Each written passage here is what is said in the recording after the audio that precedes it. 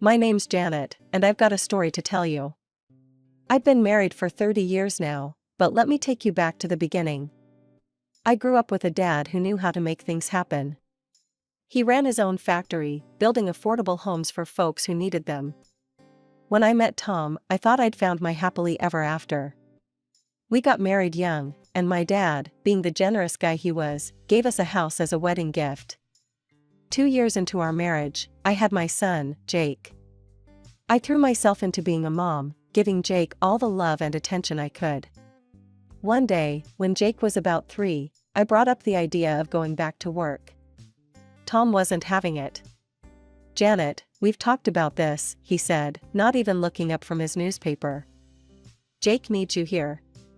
Your job is to take care of our son and keep this house running." That's what we agreed on, remember? I didn't remember agreeing to that, but I nodded anyway. It wasn't worth the fight. As the years went by, Tom grew more and more frustrated with his job. He was a sales manager, but he wanted more. One night, he came home in a foul mood, slamming doors and muttering under his breath. "What's wrong?" I asked, following him into the kitchen. He whirled around, his face red with anger. "What's wrong? I'll tell you what's wrong. I've been busting my ass at that company for years, and they passed me over for promotion again. Some young hotshot got it instead." I tried to comfort him, but he brushed me off. Then, his eyes lit up with an idea. "Your dad," he said, grabbing my shoulders. "Your dad could give me a job. A good one. You could talk to him, couldn't you?" I hesitated. My dad had always kept his business and family separate. But the look in Tom's eyes, I couldn't say no. "I'll talk to him," I promised. And I did. It took some convincing, but Dad agreed to give Tom a chance. I thought it would solve all our problems. Boy, was I wrong. Things were good for a while. Tom was making good money, and he seemed happier. But my life was poisoned by Tom's mother, Martha. The first time she showed up unannounced, I was elbow-deep in laundry. The doorbell rang, and there she was, all fake smiles and judgmental eyes. "Janet, dear," she cooed, pushing past me into the house. I was in the neighborhood and thought I'd stop by. "You don't mind, do you?" Before I could answer, she was in the living room, running a finger along the coffee table and skiing at the dust. "Oh my," she said, shaking her head. "You really should keep things cleaner, dear. My Tommy deserves better than this." I gritted my teeth and forced a smile. "I was just about to clean, actually. Can I get you something to drink?" She waved her hand dismissively. No, I'll make my own tea. You get back to your, whatever it is you do all day." That was just the beginning. Martha became a regular fixture in our lives, always dropping by unannounced, always criticizing. I tried talking to Tom about it, but he always took her side. Life went on like that for a while. I'd wake up, get Jake ready for school, clean the house, cook meals, and deal with Martha's surprise visits. Then came the night that changed everything. Tom burst through the door, his face twisted with rage. I was in the kitchen, fixing dinner, and nearly dropped the plate I was holding. "Tom, what's wrong?" I asked, setting the plate down carefully. He stormed into the kitchen, slamming his briefcase on the counter. "Your father," he spat, "is a tyrant and a despot. He humiliates people and uses them like they're nothing." I was shocked. My dad had always been kind and fair, at least as far as I knew. "What are you talking about? What happened?" Tom paced the kitchen, his hands clenched into fists. "I stood up for an employee today. Someone your father was treating unfairly. And you know what he did? He fired me. Just like that." My mind was reeling. This didn't sound like my dad at all. There must be some mistake. "Let me talk to him, I'm sure we can sort this out." "No," Tom roared, making me flinch. "You're not talking to him. You're not talking to any of them ever again. As far as we're concerned, your parents don't exist anymore. Do you understand me?" I nodded mutely, too stunned to argue. Tom had never spoken to me like this before, and it scared me. From that day on, our lives changed dramatically. Tom found another job and started earning well again, but he was different. Colder, more controlling. He forbade me from contacting my parents, and even Jake wasn't allowed to see his grandparents anymore. Years passed. Jake grew up, a quiet, thoughtful boy who seemed to sense the tension in our home. When he got accepted to a college in another city, I was both proud and heartbroken. Proud of my son's achievements, but devastated to lose the one person who made my life bearable. After Jake left, things got worse. Tom and Martha became more demanding, more belittling. They treated me like a servant, constantly criticizing and ordering me around. One afternoon, Martha barged in as usual. "Janet," she barked, "I need you to take me shopping. And then you're going to cook dinner for me and my friends. We're having a little get-together tonight." I was exhausted, having spent the morning scrubbing the house from top to bottom. "Martha, I'm really tired. Can we do this another day?" She looked at me like I was something she'd scraped off her shoe. "Tired? You sit around this house all day doing nothing. Now get your purse, we're leaving in 5 minutes." I wanted to argue, to stand up for myself, but years of submission had worn me down. I got my purse and followed her out the door, hating myself for my weakness. When Tom came home that night, he was furious to find the house in disarray and no dinner ready. "What have you been doing all day?" he demanded. "This place is a mess, and where's my dinner?" I tried to explain about Martha's demands, but he wouldn't hear it. I went to bed that night feeling worthless, wondering how my life had come to this. Little did I know, things were about to take an even more dramatic turn. As the years passed, my life became a suffocating routine of servitude. Tom and Martha, his mother, seemed to take pleasure in belittling me at every turn. I was nothing more than their personal maid, cook, and punching bag for their frustrations. "Janet, these dishes aren't clean enough," Tom would bark, inspecting a plate with exaggerated disgust. "Do them again. And this time, try to be less useless." Martha was no better. She'd sweep into our house unannounced, her critical eyes taking in every imperfection. "Oh dear," she'd say with a dramatic sigh. "I don't know how my Tommy puts up with such a slovenly home. You really should try harder, Janet. A good wife would." Their words cut deep, chipping away at my self-esteem day by day. I felt worthless, trapped in a life I didn't recognize. The worst part was, I was too ashamed to tell anyone. When Jake would call from college, I'd put on a cheery voice. It was easier to pretend when Jake came to visit. Tom would transform into a different person, attentive, kind, even loving. It was like watching a skilled actor take the stage, and it left me feeling more confused and alone than ever. Then, one ordinary Tuesday, my phone rang. The number was unfamiliar, but something made me answer. "Hello?" I said hesitantly. "Janet? Is that you?" The voice on the other end was older, rougher, but unmistakable. My father. My heart raced. I hadn't spoken to him in years. "Dad?" I whispered, glancing around as if Tom might appear at any moment. "Janet, I need to tell you something. It's your mother. She's very ill. The doctors, they're not optimistic." I wanted to rush to her side immediately, but Tom's words echoed in my head. "Your parents don't exist anymore." "I'll try to come see her," I said, hating how weak I sounded. That night, I gathered my courage and approached Tom. "My father called today," I said, my voice barely above a whisper. "My mother is very sick. I'd like to visit her." Tom's face darkened. "Absolutely not. We've been over this, Janet. They're not part of our lives anymore." I retreated, tears stinging my eyes. That night, I cried myself to sleep, feeling more alone than ever. Despite my worry and guilt, I decided not to argue with Tom. I didn't go to see my mother. A year passed, filled with regret and anxiety. Then, another call came.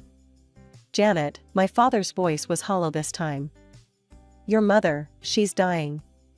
The doctors say it's a matter of days now. This time, I couldn't stay silent. I approached Tom again, desperation in my voice. Please, Tom. My mother is dying. I need to say goodbye. Tom glared at me, his jaw clenched. After what felt like an eternity, he spoke. Fine, he spat. One day. That's all you get. Relief washed over me, mixed with a sadness so deep it threatened to overwhelm me. I called Jake immediately. Jake, honey, I said when he answered, trying to keep my voice steady. Your grandmother is dying. I'm going to see her tomorrow. Will you come with me? There was only a moment's pause before Jake replied. Of course, Mom. I'll be there. The next morning, Jake and I drove to my parents' house. My heart was pounding as we walked in. The house smelled of disinfectant and sadness. My mother lay in a hospital bed in the living room, looking small and frail. When she saw me, her eyes lit up. Janet, she whispered. My baby girl. I rushed to her side, taking her hand in mine. Mom, I'm so sorry. I should have come sooner. Can you ever forgive me? She smiled weakly. There's nothing to forgive, sweetheart. You're here now. We talked for hours. I introduced her to Jake, now a grown man she barely knew. We shared memories, laughed a little, and cried a lot. As the sun began to set, my mother's breathing became labored. I held her hand tightly, and she looked at me one last time. I love you, Janet, she said softly. And then she was gone, slipping away peacefully in my arms. The grief hit me like a physical blow. I cried until I had no tears left, Jake's comforting arm around my shoulders. When I finally looked up, I saw my father standing in the doorway, his face a mask of pain. I went to him, and we held each other, sharing our sorrow. In that moment, I realized how much he'd aged, how lost he looked, without my mother by his side. I'm staying for a few days, Dad, I said. To help with everything. He nodded gratefully, and I stepped away to call Tom. My hand shook as I dialed. I'm staying for a few days, I told him when he answered. For the funeral and to help Dad. Like hell you are, Tom growled. You get back here right now, Janet. I mean it. For the first time in our marriage, I stood my ground. No, Tom. I'm staying. I hung up before he could argue further. The day of the funeral arrived. As we stood around my mother's grave, my phone kept ringing. Tom's name flashed on the screen again and again. I ignored it, focusing on saying goodbye to my mother. Then, in the midst of the eulogy, I accidentally hit the speakerphone button. Tom's voice blared out, loud and angry. Janet, you better get your ass home right now, or I swear to God, I'll come and drag you back myself. You ungrateful, disobedient scum. Who do you think you are? The gathered mourners stared in shock. Jake's face was a mix of anger and disbelief. My father looked like he'd been slapped. Burning with shame, I fumbled with the phone, finally managing to turn it off. My face was scarlet as I looked around at the stunned faces of friends and family. After the shocking phone call, my father gently took my arm and led me away from the crowd. Jake followed close behind, his face a mix of concern and anger. Janet, my father said softly, his eyes searching mine. Does Tom always speak to you like that? I felt the heat rise in my cheeks, shame washing over me. For a moment, I considered lying, maintaining the facade I'd kept up for so long. But looking into my father's kind eyes, I couldn't do it anymore. Yes, I whispered, tears welling up. That's how he usually treats me. Jake's sharp intake of breath made me turn to him. Mom, he said, his voice cracking. I had no idea. I mean, sometimes things seemed off, but I never thought. I nodded, wiping away a tear. You're right, honey. I'm sorry I never told you. My father's face hardened. Janet, listen to me. There's something you need to know about Tom. When he worked for me years ago, I caught him stealing. Not just from the company, but from clients too. I felt like I'd been punched in the gut. What? Dad nodded grimly. He was inflating prices after contracts were signed, adding fake services. He'd overcharge customers and pocket the difference. My mind reeled. All these years, Tom had painted himself as the victim, and I'd believed him. I'd cut off my own parents because of his lies. There's more, my father continued. I recently heard from a friend that Tom's current company is under investigation. They've already found discrepancies and violations. I'd bet my last dollar Tom's behind it all. The pieces were falling into place, years of manipulation and deceit becoming clear. I felt sick to my stomach. Just then, my phone rang again. Tom's name flashed on the screen. With shaking hands, I answered and put it on speaker. Janet, if you don't come home right now, we're through. You hear me? Divorced. Tom's voice was shrill with anger. My mother's birthday is tomorrow, and we're celebrating at our house. You better be here to organize everything and prepare the food. Don't you dare embarrass me. Before I could respond, my father leaned in, a wolfish grin spreading across his face. Don't worry, Tom. Janet will be there. And so will I. We've got a few things to discuss. Jake stepped forward, his jaw set. Count me in too, Mom. It's time we had a family meeting. The day after my mother's funeral, Dad, Jake, and I drove to my house. My stomach was in knots, but I felt stronger with them by my side. As we pulled up, I saw several cars parked outside. We walked in to find the living room full of people. Martha's friends were gathered around, chattering and laughing. Martha herself sat in the center like a queen holding court. When she spotted me, her face twisted into a scowl. Well, look who finally decided to show up, she sneered. You're late. My guests need to be served. Before I could respond, she snatched a rag from the table and threw it at me. Make yourself useful and wipe down the table. Now. I caught the rag reflexively, years of obedience kicking in. But then I heard my father's voice, low and dangerous. How dare you speak to my daughter that way, he growled, stepping forward. Martha laughed, a harsh, mocking sound. Your daughter? Please. Janet is married now.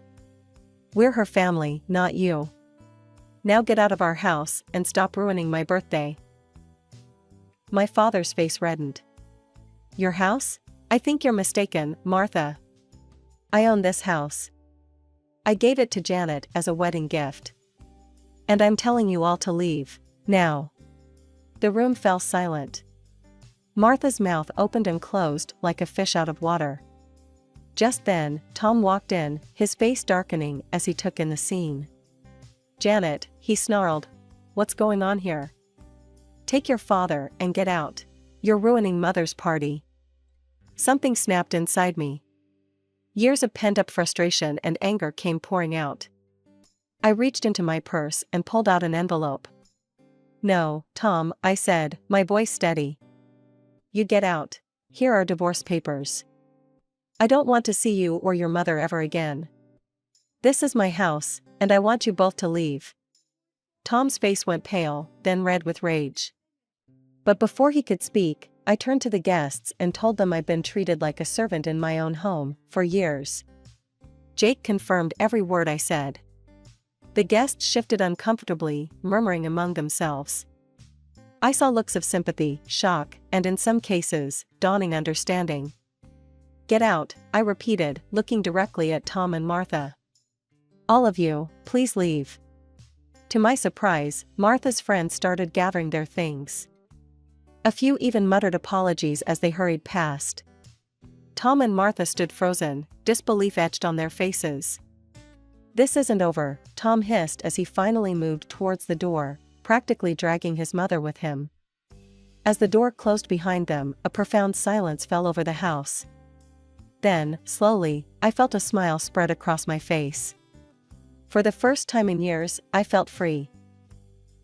In the weeks following the confrontation at my house, life became a whirlwind of legal meetings and paperwork. I'd barely had time to process everything when news broke about Tom's company. The audit had been completed, and the results were damning. Just as my father had suspected, Tom's fraudulent activities were exposed. The evidence was overwhelming, and Tom was convicted. The judge's words still ring in my ears: "You will no longer be permitted to hold any senior positions in any company." My divorce lawyer, a fierce woman named Sarah, encouraged me to seek compensation. "You've endured years of emotional abuse and humiliation," she said. "You deserve restitution." I was hesitant at first, but Jake and Dad urged me on. In the end, the court agreed. Between the criminal charges and the divorce settlement, Tom found himself buried in debt. It was a strange feeling, knowing the tables had turned so completely. With the divorce finalized and the legal battles behind me, I decided it was time for a fresh start. I sold the house, too many painful memories lingered there. Dad insisted I move in with him. But the biggest change came when Dad invited me to work with him. "It's time you learned the family business," he said one morning over coffee. "What do you say?" I was terrified at first. I'd been out of the workforce for so long, and Tom's voice in my head kept telling me I was useless. But Dad was patient and encouraging. He showed me the ropes, explained the intricacies of running the affordable housing business he'd built. To my surprise, I took to it like a duck to water. Years of managing a household translated well to project management. My empathy helped in dealing with clients and employees alike. Dad beamed with pride every time I successfully closed a deal or solved a tricky problem. 3 years flew by. Then, on a crisp autumn morning, my world shifted again. Dad passed away in his sleep, peaceful and painless. The grief was overwhelming, but this time I wasn't alone. I had Jake, I had friends, I had a life of my own. As we sorted through Dad's affairs, we discovered he'd left everything to me: the business, the house, all of it. I sat in his office, now mine, looking at the photos on the wall. Mom and Dad on their wedding day. Me as a little girl. Jake's graduation photo. And a new one, Dad and me at the ribbon cutting of our latest housing project. "You've made me so proud," he'd said that day. "You're going to do great things, Janet." Sitting there, I made a silent promise to him. I would continue his legacy, but more than that, I would build my own. The future stretched out before me, full of possibilities I'd never dreamed of just a few years ago. It was a quiet Sunday afternoon when the doorbell rang. I opened the door and felt my blood run cold. There stood Tom, older and a bit more weathered, but with that same manipulative glint in his eye. "Janet," he said, his voice sickly sweet. "I heard about your father. I'm so sorry for your loss." I stood frozen, my hand gripping the doorknob. Tom took my silence as an invitation and stepped closer. "I've been doing a lot of thinking," he continued. "I know I made mistakes. Terrible mistakes. But I've changed. My mother passed away last year, and it made me realize what's truly important in life." He reached for my hand, but I pulled back instinctively. "We could be happy again, Janet," he said, his voice taking on a pleading tone. "There's nothing standing in our way now. We could love each other again, like we used to." For a moment, I was transported back to the scared, submissive woman I used to be. Then, something bubbled up inside me, a laugh. It started small, but grew until I was doubled over, tears in my eyes. Tom's face contorted in confusion, then anger. "What's so funny?" he demanded. I straightened up, wiping my eyes. "You are, Tom. The fact that you think you can waltz back into my life after everything you've done. The fact that you haven't changed at all." His face darkened. "Now listen here, Janet." "No, you listen," I cut him off, my voice steady and strong. "Get out of my house. Forget my address. Forget I exist. Because if you ever show up here again, I'm calling the police." To drive my point home, I pulled out my phone and started dialing. Tom's eyes widened in disbelief. This wasn't the meek Janet he remembered. I watched him storm off, muttering curses under his breath. As I closed the door, I let out a long, calming breath. The encounter left me shaken, but also strangely empowered. I had faced my biggest fear and sent it packing. Just then, my phone buzzed with a text from Jake. "Mom, great news. Sarah's pregnant. You're going to be a grandmother." Joy surged through me, washing away the last remnants of my encounter with Tom. Jake got married 2 years ago, and his wife was a wonderful woman. I called Jake immediately, and we spent an hour excitedly discussing nursery colors and baby names. A few months later, Jake and Sarah moved back to town. "We want our child to grow up near family," Jake explained. I was overjoyed to have them close. Together, we threw ourselves into the family business. Jake's fresh ideas and Sarah's marketing expertise breathed new life into the company. We expanded our affordable housing projects, and soon, our homes were in high demand across the state. As I stood at the construction site of our newest development, watching the frames of future homes rise against the sky, I felt a sense of pride and contentment wash over me. My grandson, little Tommy, gurgled happily in my arms, reaching out to grab at my hard hat. "See that, Tommy?" I said softly. "That's your great-grandpa's legacy. And someday, it'll be yours too." As the sun began to set, casting a warm glow over the construction site, I smiled to myself. This was more than just a business, it was a new chapter, a fresh start, not just for me, but for generations to come. And I was ready for whatever adventures lay ahead.